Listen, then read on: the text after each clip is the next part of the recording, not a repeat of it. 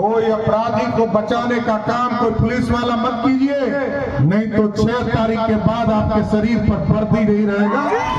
ये बालू माफिया, शराब माफिया, जमीन माफिया, या तो इसको मुजफ्फरपुर के जेल में बंद करूंगा, नहीं तो उसको बिहार छोड़ने के लिए मजबूर करूंगा। साथी, चुनावी जनसभाओं को संबोधित करते हुए बिहार के डिप्टी सीएम सम्राट चौधरी ने सीधे तौर पर बालू माफिया, जमीन माफिया, भ्रष्टाचारियों को लेकर जो बातें कही है वो सबको सुनना होगा। दरअसल बिहार के डिप्टी सीएम सम्राट चौधरी को इस बात की जानकारी है कि अभी आदर्श आचार संहिता लागू है। ऐसे में सरकार में रहते हुए वो बहुत फैसले नहीं ले सकते हैं। लेकिन मुजफ्फरपुर की एक घटना की चर्चा करते हुए मंच से सम्राट चौधरी ने सीधे तौर पर पुलिस वालों को धमकाते हुए कहा कि अगर आप 48 घंटे के अंदर दोषियों को गिरफ्तार नहीं करते हैं तो आपकी वर्दी उतरवा दूंगा। यह बिहार के मुख्यमंत्री नीतीश कुमार की सुशासन वाली सरकार है। यहाँ कोई भी भ्रष्टाचारी और पुलिस वाला किसी को बचाकर रह नहीं सकता है।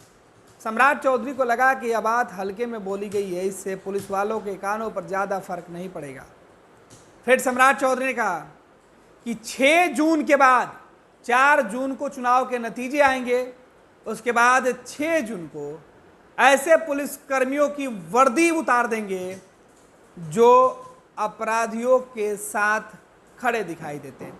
सीधे तौर पर सम्राट चौधरी ने जो धमकी दिया है पुलिस कर्मियों को, उसके बाद यह साफ हो गया कि सम्राट चौधरी किसी भी सूरत में भ्रष्टाचार या भ्रष्टाचार में साथ देने वाले अधिकारियों को बकसने के मूड में नहीं दिखाई पड़ रहे। अब सम्राट के इस धमकी का कितना असर बिहार पुलिस के जवान और पुलिस पदाधिकारियों को होता है, वो तो देखना 6 जून के बाद दिलचस्प होगा कि आखिर जिस सम्राट चौधरी के बयान सोशल मीडिया पर सबसे ज़्यादा सुर्खियों में है, सम्राट चौधरी की वो धमकी पुलिस वालों को और वो अल्टीमेटम जो उन्होंने 48 घंटे के लिए दिया है, अगर इसमें कार्रवाई नहीं होती है तो क्या सच में सम्राट चौधरी 6 जून के बाद उन पुलिसकर्मियों की वर्दी उतार देंगे? हालांकि सम्राट चौधरी ने कहा कि मैंने एसपी और डीजीपी दोनों को फ़ोन किया है, दोनों को बता दिया है, उन्हें अल्टीमेटम दिया गया है। अगर इसके बावजूद भी वो बातें नहीं सुनते हैं तो फिर उनकी वर्दी उतार देंगे। यह सीधे तौर पर बिहार के डिप्टी सीएम सम्राट चौधरी की यह धमकी है। वो कह रहे हैं कि मैं बिहार में डिप्टी सीएम हूं, कोई हल्के में ना ले उनको। पूरा बयान सुनिए। दरअसल एक चुनावी जनसभा में संबोधित करते हुए मुजफ्फरपुर की एक घटना की चर्चा करते हुए सम्राट चौधरी ने यह बातें कही है। सम्राट चौधरी बिहार बीजेपी के प्रदेश अध्यक्ष भी हैं, भाजपा की कमान इनके हाथों में है और एनडीए के चुनाव प्रचार की बिहार में कमान सम्राट चौधरी संभाल रहे हैं। यही वजह है कि सम्राट चौधरी पूरे बिहार में घूम घूम कर चुनावी जनसभा कर रहे हैं और इन्हीं जनसभाओं के बीच मुजफ्फरपुर क्षेत्र में थे। मुजफ्फरपुर में उनको बताया गया, सम्राट चौधरी खुद इस बात को स्वीकार कर रहे हैं कि उन्हें यहाँ पर आने के बाद जानकारी हुई कि एक घटना में जिस व्यक्ति के साथ गलत हुआ है, उनकी मृत्यु हुई है, उस व्यक्ति के परिवार के लोगों को अब तक न्याय नहीं मिल रहा है और पुलिस के लोग उचित कार्रवाई नहीं कर रहे हैं। जैसे इस बात की जानकारी उन्हें मिली, उन्होंने मंच से ही ऐलान कर दिया।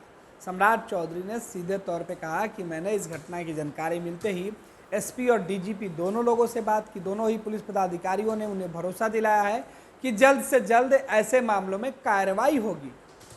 सम्राट चौधरी ने जो भीड़ उनको सुनने आई थी, उन्हें देखकर वह काफ़ी गदगद थे।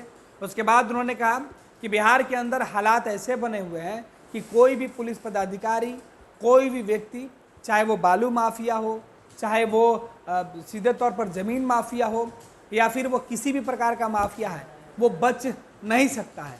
वो इसलिए नहीं बच सकता है क्योंकि बिहार में मुख्यमंत्री नीतीश कुमार के सुशासन की सरकार है और मुख्यमंत्री नीतीश कुमार के विजन के साथ सम्राट चौधरी डिप्टी सीएम है और इस डिप्टी सीएम का रहते हुए कोई भी व्यक्ति परेशान नहीं हो सकता है। सम्राट चौधरी ने कहा कि जब मैंने डीजी और एसपी से बातचीत की तो उन्होंने मुझे भरोसा दिया है। उसके बाद सम्राट चौधरी ने उन्हें अल्टीमेटम दे दिया कि ठीक है, मैं आपके भरोसे पर आपको 48 घंटे का अल्टीमेटम दे रहा हूँ। लेकिन सम्राट चौधरी 48 घंटे के अल्टीमेटम के बाद सीधे तौर पर पुलिस के तमाम पदाधिकारियों को धमकी देते हुए कहते हैं कि अगर आदर्श आचार संहिता नहीं होता तो यह फैसला अभी हो जाता। अब 6 जून जब आदर्श आचार संहिता खत्म हो जाएगा, उसके बाद देश में जो सरकार है उसकी रूपरेखा साफ हो जाएगी, फिर वो एक्शन लेंगे। 6 जून के बाद ऐसे पदाधिकारियों को चुन चुनकर उनके शरीर से वर्दी उतारने का काम करेंगे।